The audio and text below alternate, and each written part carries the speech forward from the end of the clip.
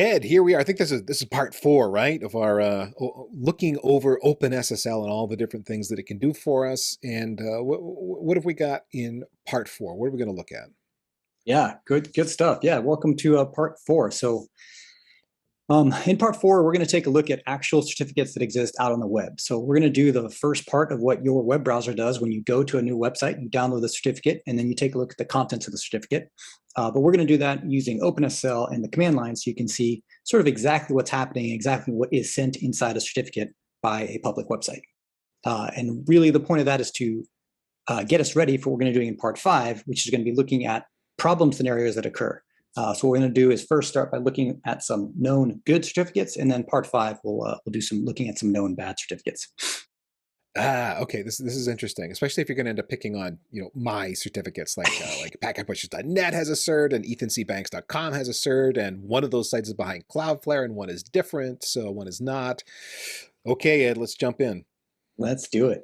To start, we are again starting from a blank directory. There's nothing currently in my file. All the files that we're going to be doing in part 4 is stuff that we'll download and create together. And so this is something you could totally follow along with. All you really need is OpenSSL installed, which comes installed by default in every Linux distro that I know of. And then this is the version that I'm using right here, 1.1.1f, but I'm pretty sure anything above 1.1, probably even 1.0, and you'll be fine. Part 1, 2, and 3 made use of the OpenSSL cheat sheet, where we use kind of this cheat sheet to generate certificates, generate keys, inspect certificates, inspect keys. These next commands that we're going to be going through in part 4 don't actually exist in the cheat sheet, at least not in this version of the cheat sheet. I have plans to add them to version 2 of the cheat sheet, but at the moment, they don't. You're going to have to go to a very small font, Ed, if you want. I know, there's going to be many pages. There's going to be a 4-page cheat sheet, but it's super thorough. It'll be fun. Okay, so let's start with, did you say Ethan Banks' website was not behind Cloudflare? ethancbanks.com is a cert that I generated via CertBot. I cheated. I went that way. Yeah, that one. Yeah. Perfect. So let's take a look at that cert using CertBot. So that's the site we're going to go to. And just for kicks, let's go ahead and go to it with the browser just to see what happens. Cool. So this is what I currently see for ethanbanks.com. It looks like it's just a blog. Awesome. Now, when we see the little padlock over here, this tells us this was a secure connection using HTTPS. We're happy with that. If we go down in here, connection is secure, and then we can look at the certificate itself by clicking certificate is valid, and that'll show us how Windows likes to show you certificates. So what we're about to do is look at all of these fields, but using OpenSSL from a command line, so you can do it with Linux and sort of down all the way to the root grass level of what the devices are actually doing. So with that said, the command we're going to be using is another command within the OpenSSL toolset. The command is sclient. What this does is it tells OpenSSL to act like an SSL client, i.e. act like a web browser, which is an SSL client in the SSL negotiation. Then we're going to tell OpenSSL to connect to a particular website. In this case, we're going to be connecting to ethancbanks.com on port 443. That's actually it. So as soon as we hit enter, you're going to see it's going to do a bunch of different things. We'll scroll back up to where I typed in the command. So as you said, OpenSSL in this case, because you said s_client means, hey, behave like a web browser, and a bunch of things are going to happen there. But the thing that we care about is it's going to pull back the certificate, because that's all we care about from an OpenSSL perspective. Correct. Yeah, okay. Correct, absolutely. And in fact, you can see in the output, it starts right in here. So what's happening is we're connecting. It's given us some information, but the part that we're most interested in is this part right in here. And what you'll see is it looks like any other certificate that we generated in part, we did certs in part 2, and any of the certificates we played with in part 3, right? It's just a huge blob of what looks like random letters, but it's base64 encoded content in between the begin certificate and end certificate lines. So what we're going to do is copy all that and simply put it into a new text file. And again, I'll show you there's nothing currently in my directory. I'll open up a new text file. We'll call it ethancbanks.com cert. And I'm simply going to paste that blob of text that existed from the OpenSSL command a second ago. And then now I have my new file. And then from here, we're going to use the exact same commands we used in part 2 to just inspect the contents of the certificate as human readable text. So I'll do OpenSSL x509. I'll feed into that command the new file we just created. And then I'll ask for no base64 encoded output, but I do want the human readable text. Now this command itself is actually in the cheat sheet, but the S-client command was not. In any case, if I hit enter here and I scroll back up, what you're looking at is essentially the same type of content that Chrome showed me from the certificate when we looked at the website using, oh, and I closed it out, didn't I? Oh, wait, no, I still have it. There it is. When we looked at the certificate from Chrome, from within Windows.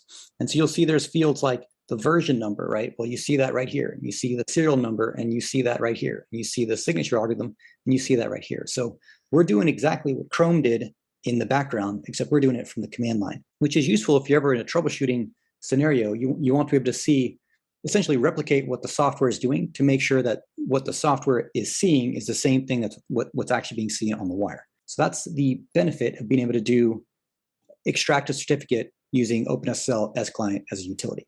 Now, this is a good cert. That is to say, it's coming from a recognized certificate authority. There's nothing invalid about this certificate.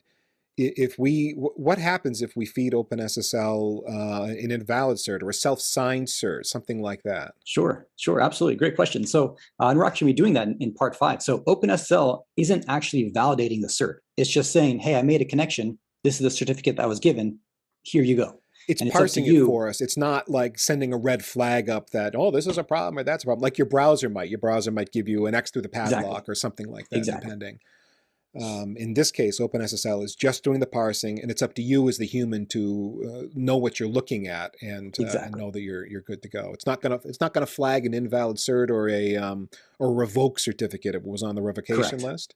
Correct. Okay. It is not going to do those things. There are some verification checks it can do, but the point of using OpenSSL is you want to do all that manually. So we can actually check the revocation status using another set of OpenSSL commands. We can look at the validity dates ourselves. We can look at the common name and the subject to see if it matches ourselves. So this is meant to just give you what the certificate gave you, and then you as the engineer makes a decision about whether it's a good cert or a bad cert. Now, you did say this was a good cert, but we're about to see if it is by stepping through some of the information. And, okay. I have a lot of hope. I have a lot of hope that it will be, but just to withhold judgment at this point.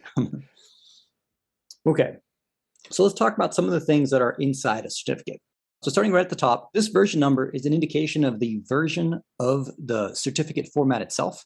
All certificates that you're going to encounter these days use version 3. It's X509 version 3. And the reason we use version 3 is because version 3 is what created what's called certificate extensions, which was new features that were added to the SSL world as time went on from since when this was initially created, which was like 20 plus years ago. So obviously we've had new ideas about what works, what's good, what's bad. And you'll actually see some of those extensions later on in the lower on in the certificate. And we'll get to discussing some of those in a moment. The serial number, this uniquely identifies this particular certificate. Now, it isn't unique across all certificates. It's unique as issued from this certificate authority. The idea is this particular certificate authority created this certificate, and this CA will never reuse this serial number for any new certificates it creates. But you might run into another certificate authority that created other certificates that did reuse the serial number. So it's not globally unique. It's unique just based upon that particular CA. Yeah, the red flag would be if a serial number was repeated from the same CA, but on 2 different certificates, then something funny's going on there. Right, absolutely. Because so you mentioned revocation. So the way you revoke a certificate is based on that serial number. So you go to the CA and you're like, hey, revoke serial number that ends with 786C. And so if there's multiple certificates that own that serial number, then you have this problem. So from every CA's perspective, the serial number is unique on a per CA basis. Per issuer basis, I should say, because when you think of the entity, certificate authority might have multiple issuing CA certificates, but that gets us into intermediate certificates and side tangents. We want to go from there.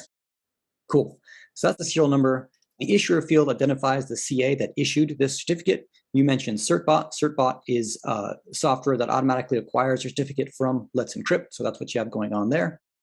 We skip this line over here. This is telling you the type of keys that are inside the certificate. If you recall back in part 1 and part 2, we created certificates using RSA keys and using elliptic curve keys. This is telling me the type of keys that are used to sign this certificate. So really the type of keys that was used by the CA. This doesn't necessarily mean the type of keys that exist in this particular certificate. That is, you'll actually see this down here. For the folks that don't know, you can get a free SSL certificate from Let's Encrypt if you're not familiar. CertBot is a tool that uses Let's Encrypt as the certificate authority. But CertBot will download a certificate from Let's Encrypt. There is a process you go through to authenticate that you are indeed the person that should be requesting the certificate. You go through all of that. You get a certificate that's publicly recognized as legitimate by browsers and so on. And again, it costs you nothing. And if you're old school and haven't been paying attention, this, you know that this used to be a thing. Getting a certificate issued was like, it cost money and time, and there was a fax machine involved, and it's terrible. It's terrible. Let's Encrypt just makes that easy. So if you've never heard of that and you're looking for an SSL cert, go check out Let's Encrypt. And then if you're looking for a tool to make it very simple for you to apply that certificate to your web server, CertBot can handle a multitude of different situations. Yeah, no, absolutely. Let's Encrypt gets 2 thumbs up from me for sure. What they've done insofar as promoting security on the web and making that so accessible is huge. So Let's Encrypt for sure has, to whatever degree my blessing is worth anything, they definitely have it. So, correct. Now, up to one thing I will mention.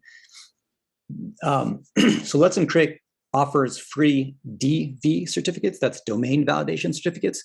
Those are certificates that prove you own a particular domain, but they don't offer OV certificates, which is organization validation certificates, which are certificates that you are an actual organization. So for that, that involves more on the CA's side to validate, and typically that means it costs more money for you to acquire. But to my knowledge, Let's Encrypt doesn't offer OV certificates.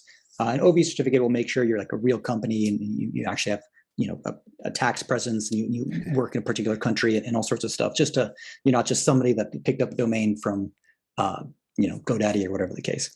So it might be that fax machine comes in, so you can send it in on company letterhead, Ed. Yeah, no, absolutely. So there's all sorts of different validation they have to do depending what certificate you're trying to get. So all that is.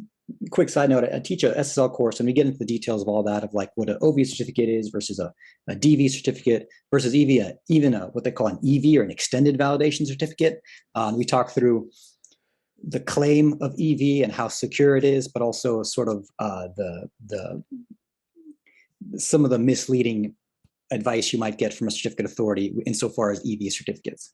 But all that is covered in detail. So picking apart SSL in detail is interesting to you. Definitely check out the TLS course. But for now, we'll just continue talking through certificates and OpenSSL. Cool. So that's the CA. It's listed in the issuer section of the certificate. Following that, you've got the validity. This essentially tells you how long the certificate lasts. You'll notice this particular certificate is not valid before April 13th and expires on July 12th. The cool thing, and correct me if I'm wrong, Ethan, CertBot will take care of this automatically. Like once you set it up, it'll automatically download and install new certificates. Is that correct? That is exactly correct. It will do that, and it will do it completely automatically, and it gives you an option to test to make sure that it can in fact contact the CA and get a new certificate. So you're 100% confident that it's going to be working, and you really set it and forget it. And you have these, again, these relatively short-lived certificates that automatically are updated. It's also got a fail-safe where you can be emailed if I can't update my cert, the cert's going to expire, you got to do something, which has happened to me a couple of times because of reasons. So it's a pretty great system. Super cool. Way to go, CertBot. So if you're getting an error from a browser saying a certificate is expired, that's where you would see it, and that's where you would be able to see, are we currently outside this particular date range? Then we get to the subject section. So this is identifying who the certificate is vouching for. And there's actually 2 places where you might want to look at to validate this. So one of them is obviously the subject. The common name field is saying, hey, we protect ethanbanks.com. But all certificates now have to also come with what's called a subject alternative name section. And I'll scroll down to see that over here. And this is the other place where we see that a certificate can match a particular domain. The benefit is that this field, you can have multiple entries over here. And so you can have a single certificate that protects both ethancbanks.com and www.ethancbanks.com and like mail.ethancbanks.com and images.ethancbanks.com, whatever the case. Whereas by definition, a certificate can only have a single common name field. So that's the benefit of the SAN extension that was added to SSL certificates. So is this distinct from a wildcard cert, Ed? Yeah, absolutely. Great question. So let's actually do this visually because it'll be a little bit easier. So a wildcard certificate is a certificate that includes a star, a wildcard. So if I had star.ethan.com, that's going to protect, www.ethan.com, mail.ethan.com, us.ethan.com, and so on. It will not protect us.mail.ethan.com because this is two subdomains, right? But this wildcard is only specifying a single subdomain. So it isn't like a star in the like the regex where it's like any amount. It's really only one subdomain in that sense. It'll also not protect ethan.com because this says a subdomain must exist. So what you'll typically see, and I'm sure you'll see this in the next certificate we'll look at, is you'll see the common name field say something like ethan.com. And then in the SAN section, you'll see ethan.com again, but then you'll also see here something like star.ethan.com to account for all the subdomains of ethan.com and the root domain.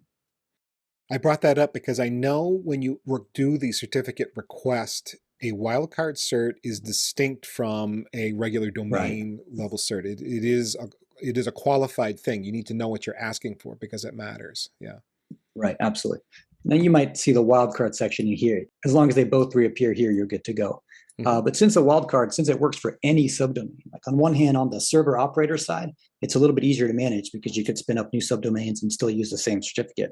Yeah. On the other side, the CIA is taking a bigger risk that some employee doesn't set up a subdomain of your root domain and have a certificate that's blessed by the certificate authority that is protected and secure and all that fun stuff. So that's kind of like the risk reward if essentially with the wildcard option.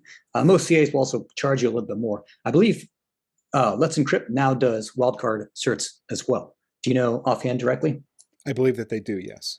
Oh, perfect. This is going to turn into like an free advertising for Let's Encrypt, but they've done a good job with security. So I'm happy to give them credit. Cool. So that's wildcard right here. So this right here is not a wildcard certificate. So moving forward, we have subject public key, and just like we talked through in part 2, I believe the public key exists inside the certificate. In this case, the type of key we're using is an RSA key as opposed to an elliptic curve key. It is a 2048-bit key, so that is sufficient to secure data through 2030. If we're trying to secure data past 2030, you need a bigger key. So you got about 8 years or so, Ethan, before you'll have to get a bigger key for your website. Okay. I'll set a reminder. Thank you. Perfect. And then if you recall, we had mentioned in part 1 or 2, we had mentioned that the RSA key public value consists of two values, the modulus and the exponent. So they're both included in this particular certificate. And this modulus is the result of multiplying the two prime numbers. I don't know how much we got into the actual RSA math now, but in any case, I have a video that covers the RSA math as well. So that's the main content of the certificate, which finally brings us to the extensions. And there's a lot here. I'm just going to mention a few of them just so we're not kind of spending forever on this one certificate. I'll bring this up. This is an interesting one. The basic constraints extension, and specifically this entry saying CA false. What this means is this certificate, so the certificate for ethancbanks.com, cannot be used to issue another certificate. So the process of signing a certificate just involves a private key, and anybody can get a private key. Ethan probably has the private key for this particular certificate. So if all you need to create a signed certificate is a private key, theoretically, Ethan could use his private key for ethancbanks.com to sign something for, say, paypal.com, which would be problematic. I'm sure PayPal wouldn't approve, wouldn't be very fond of that as an idea. But this field is what prevents that from happening. The idea is if someone sees that this certificate has signed another certificate, they know that this certificate doesn't have approval to sign another certificate, and they wouldn't trust the certificates generated by Ethan using the certificate. Now, you haven't said the word chain or trust chains dealing with certificates, Correct. Ed, but we're getting into that territory when you bring up this issue, I think, yeah?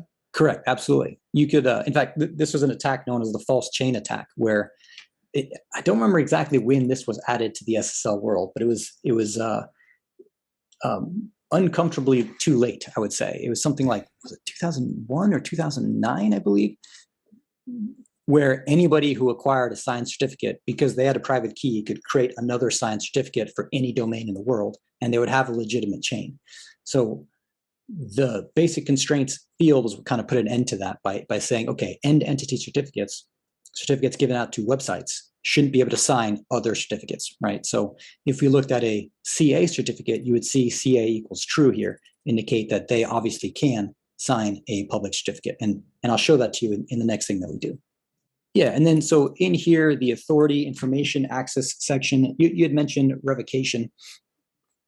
There are two methods for revoking certificates now. There's the CRL process, that's certificate revocation list, which is sort of the archaic, the more legacy way of doing it.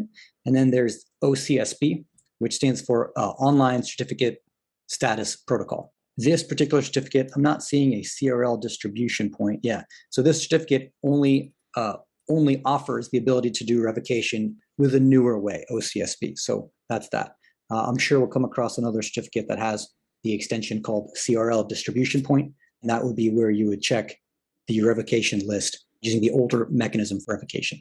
Now, if I remember right, you would check that what we're saying is the browser gets that certificate and it's on the browser to check the CRL or OCSP to verify that the certificate it was just sent is not on the revocation list, right? Right, 100%. Yeah.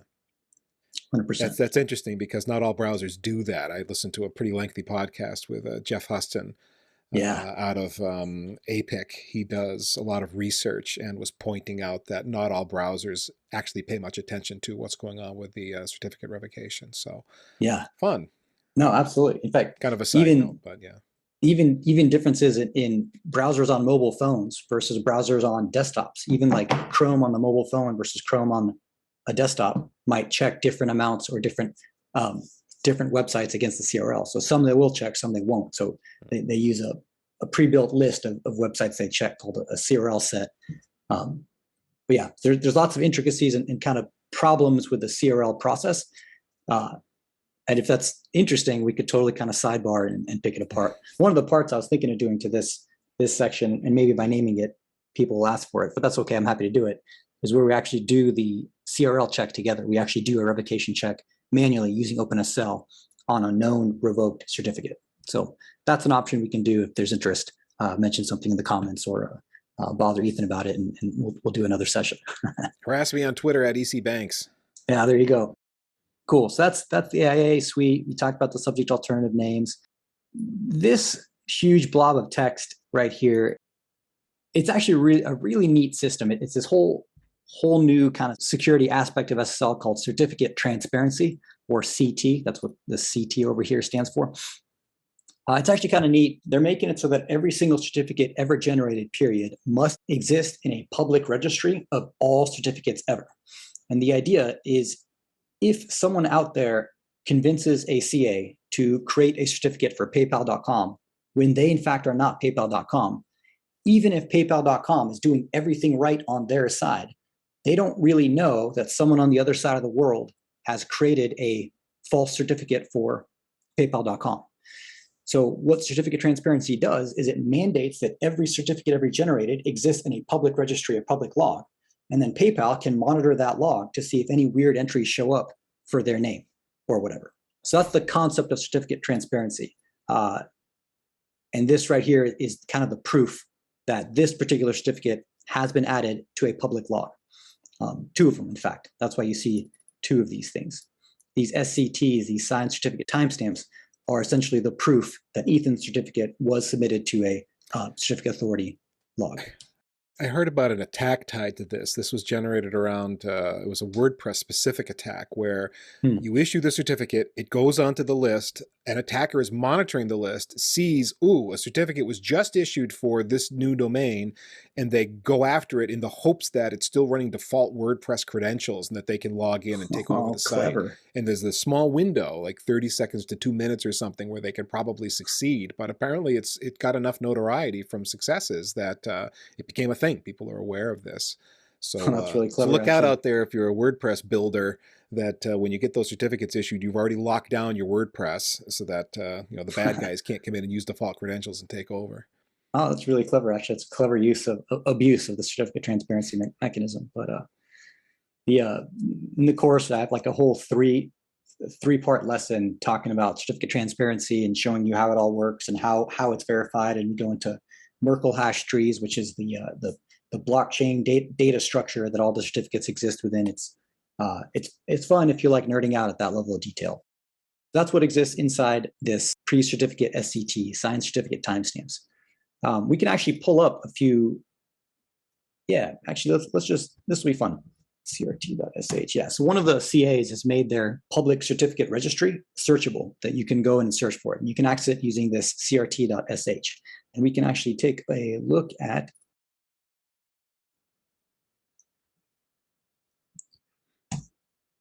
This is needed. I had not seen this tool before. This is very Oh, yeah? neat. Yeah, it's pretty cool. Hopefully you're not too nervous. We're still using your certificate. No, man, go for it. Go for it. It's all public information, right? So yeah, correct. It's all certificates. So what this is showing you is all the certificates that match ethanbanks.com and apparently feeds.ethanbank.com, right?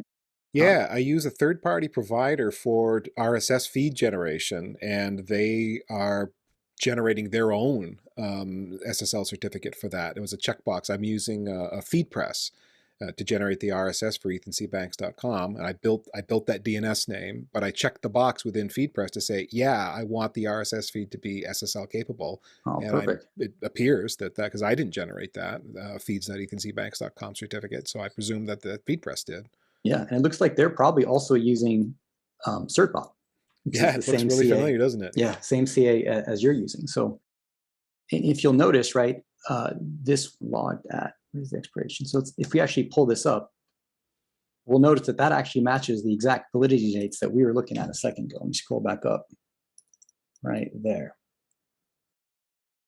Yeah, so this same certificate was added to this public registry.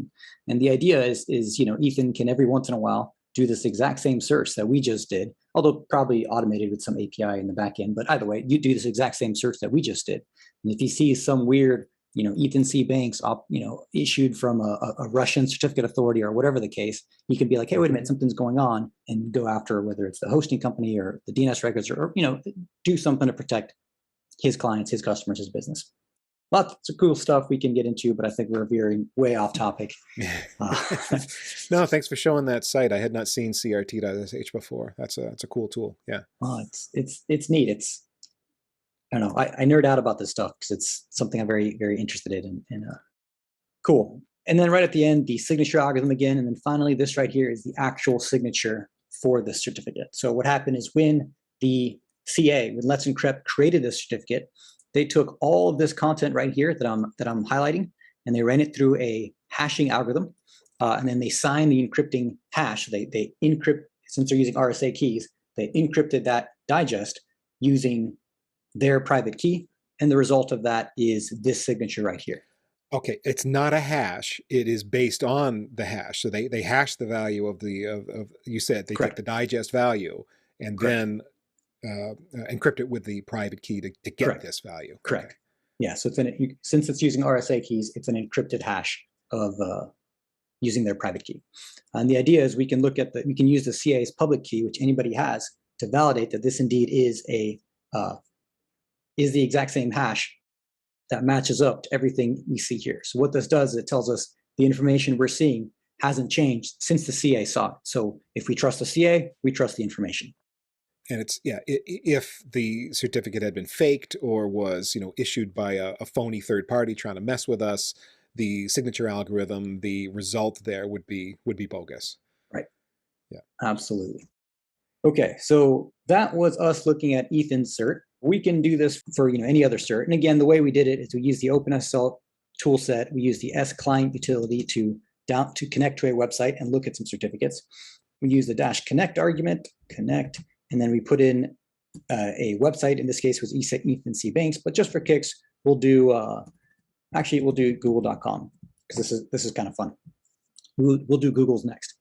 Now, if I hit enter here, we'll kind of see the same thing that we saw before, right? We see that Google did indeed send us their certificate, and their certificate is notably longer. You'll see why in a minute. But also notice over here, this is telling us the certificate chain that Ethan mentioned a second ago. So a certificate chain is a cascading chain of certificates all the way to the CA certificate. So the CA certificate is the self-signed certificate owned by whoever the CA is.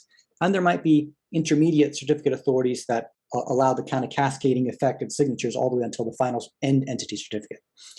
And so what you're seeing here is essentially the chain. So this is the first certificate, and it's telling you the subject of this first certificate was google.com, or it's a wildcard certificate, star.google.com. And then the issuer for this certificate was this guy, GTSCA1C3. The next certificate in the chain involves these two lines, and you'll see the subject for this certificate was that GTSCA1C3. And then the issuer for that certificate was this guy, this guy over here, GTS root R1, which brings us to the third certificate in the chain, which this is the subject, and then the issuer is global sign. And in theory, for my browser to trust this certificate, my browser will already have global sign's root CA certificate in its trust store. So Ed, why so many certificate authorities involved in this chain? Yeah, great question. So let me get my pen out so we can draw something out. So this actually comes down to essentially what you're asking is, why do we even have certificate chains?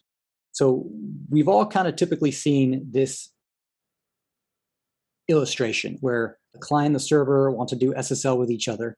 The server first gets a SSL certificate from the CA, sends it to the server, and then the server can now send the certificate to the client when the client makes a connection. So we've all kind of seen these three roles. And for an analogy of how SSL works, like that's perfectly sufficient. I actually have a video on YouTube, right, where I talk through all the steps here and what the server sends and what the CA sends and what the client sends and all that fun stuff. So feel free to look that up, or I'll make sure there'll be a link in the description for that. The issue is for the server to get a certificate that involves a signature from the CA, which means the CA has to use their private key to sign the certificate and give it to the server. If something happens to that private key, the entire CA is compromised, and everything that CA has ever issued is now no longer able to be trusted. So having a single CA above the whole process creates a pretty high with blast domain, you could say, failure exposure, if you will, because if something happens to that one key, the whole system is screwed. So one option, if we were to erase all this, one option is to have multiple CAs, and that is an option that is in fact used by the modern day. But another option is for these CAs to then create what I'm going to call intermediate CAs. I'm sorry if the writing is really unneat, I'm drawing with my finger. To create intermediate CAs. And these ICAs, which I'm going to call them, they don't necessarily have to be just, in a string of one, right? So you could have a CA create a single ICA, or you can have that ICA then create two sub-intermediate ICAs, or whatever the case. In each case, each of these entities have their own public and private keys that they then use to generate certificates. So now you can have this CA. Cool. You can have this intermediate CA give a certificate to the server over here, and then this server can use that certificate to give to the client, and then the client can do the SSL session with the server. And if something were to happen to this ICA, if that private key were to get compromised, all we have to do is kind of break this link. We don't have to go and remove everything that the CA has ever created. The idea of a certificate chain is the server presents you a certificate. That certificate has a signature by the next CA in the chain. Well, this ICA has a certificate, and that's signed by the next certificate in the chain. And this ICA has a certificate, and that's signed by the next certificate in the chain until you finally get to the root CA certificate that you already trust. It's all about that blast radius then, and reducing it, it sounds like. Is it at all tied to load balancing, trying to just spread the load of issuing certificates off to some intermediates? So yeah, both. So you could have, say, one ICA signing certificates in Europe and another one in the United States, and then you could go another level down and saying like the West Coast versus the East Coast versus whatever the case. So So however the CA wants to organize that. So one of it is obviously just reducing the blast radius, but also just organizationally. Maybe this CA is only doing, DV certificates, and this CA is doing the OV certificates, or however the CA wants to organize that. Cool. So does that answer your question on chains? Yeah, completely. And sorry for taking you off the path, Ed, but that was a good commercial break, a good concept to understand. No worries. Yeah. So certificate change is a place for a lot of confusion for engineers. So there's definitely a lesson where we go into more detail on that in the course. Okay, cool. So let's go back to where we were. So what this is telling you is the chain certificate sequence of all the certificates that are sent when I connected to google.com. Now, if we scroll down, you'll see there's still only one certificate displayed. By default, that OpenSSL command only shows you the end entity certificate, but in reality, 3 certificates were sent.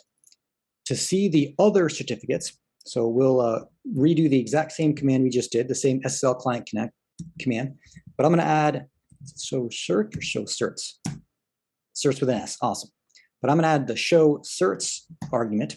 And now if I scroll up, you'll see there's the actual content of the 3rd certificate in the chain. There's the content of the 2nd certificate in the chain. And here's the content of the 1st certificate of the chain, the one that actually matches google.com's certificate itself. So at the bottom of the level, if you will. So it was indeed being sent, but by default, the chain certificates aren't shown unless you use the -show certs argument. So let's again simply copy and paste Google's end entity certificate, then google.com cert, paste that in. Cool. Yeah, we got to see why this thing's so long, Ed. Yes, let's take a look. So OpenSSL X509 in google.com, no out, text. Okay.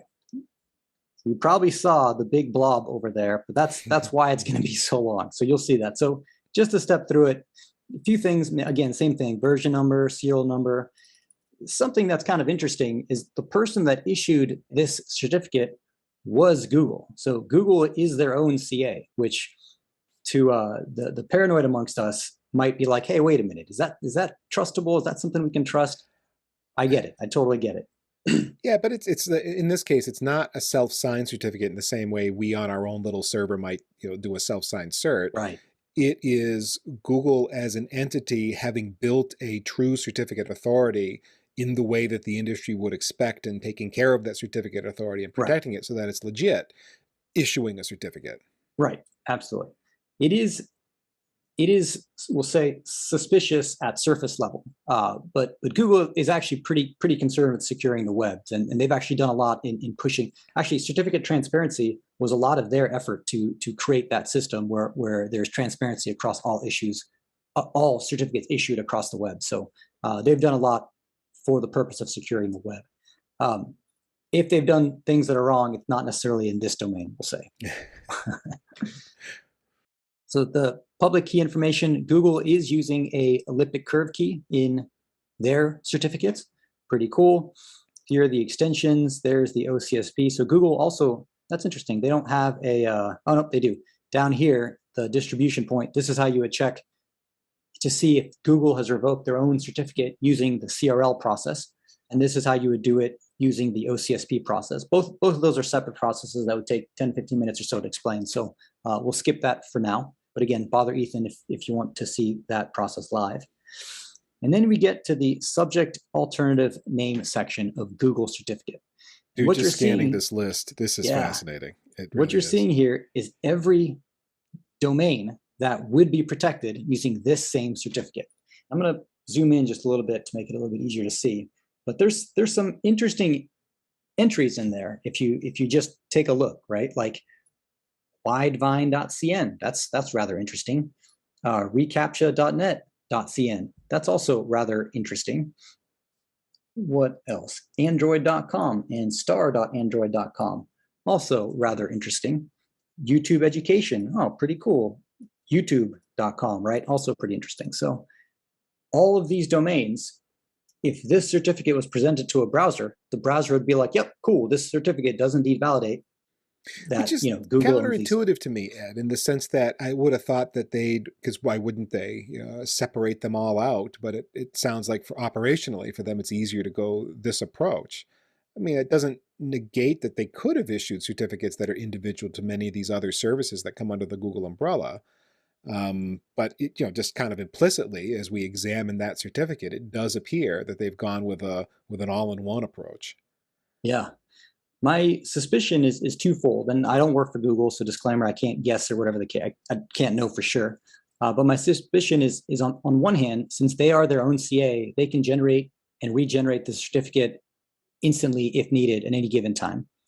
But the second thing, and I think this is a little bit more pertinent, is they probably have all these landing points to all of their, not all, but a lot of their services all come in through some sort of central global load balancing, whatever the case. And that central global load balancing needs to be able to accept the connection for all of these services before funneling them out to everywhere else in the actual Google infrastructure to actually provide the actual content.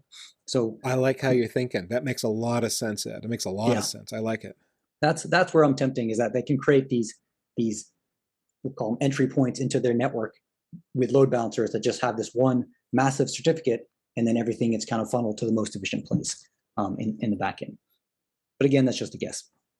Okay, well, I think that actually went a little bit longer than I wanted, but I think that should wrap up part, what are we on? Part four, where we looked at a couple of good certificates. Now we're going to use those exact same commands to look at a couple not so good certificates, just to show you some things you might run into in the troubleshooting world. So Ed, before we end this part and move on to part 5, you mentioned your course along the way. Would you tell people what that course is and where they can get it? Oh, yeah, absolutely. So I teach a course called Practical TLS, and you can get all the information about the course at the domain pracnet.net/TLS. That'll redirect you to the actual course sales page. But the course itself, it's a deep dive into SSL and TLS, where we pick apart the entire ecosystem. And we start at a very, very high level, talking about just like cryptography and what does it mean to secure something. And we let that essentially create the framework going all the way to the full depth of TLS. So if you troubleshoot, configure, or apply SSL or TLS in your job, this is essentially a must-watch course. We pick it apart in great detail. This is kind of like a zero to hero expert, without going too far into the sales pitch, if you will. But we go super deep into almost everything that is involved with the SSL and TLS world. It isn't focused purely around, this is how you configure Apache. It's more focused on the core concept of TLS that you can then use to apply to any device, any platform, any server, et cetera, et cetera. So excellent. So go over there and check that site out. Check out Ed's course.